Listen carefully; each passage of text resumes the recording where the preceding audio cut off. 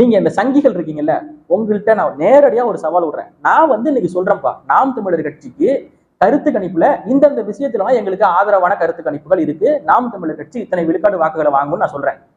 நாம் தமிழர் கட்சி பிஜேபியோட பி டீம் கிடையாது என்று என்னைய ரைடு விட்டீங்க.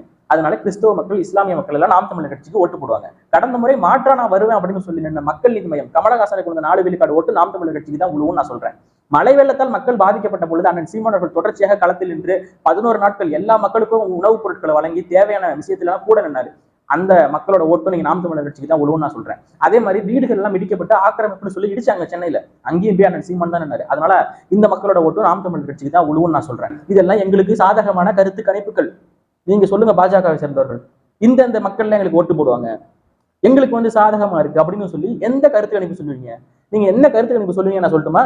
நாங்க ராமர் கோயில் கட்டிட்டோம், ஜெய் ஸ்ரீராம் கோஷம் போடுவோம், பசுமட்டெல்லாம் நாங்க நம்ம சாமியா பாக்குறோம்,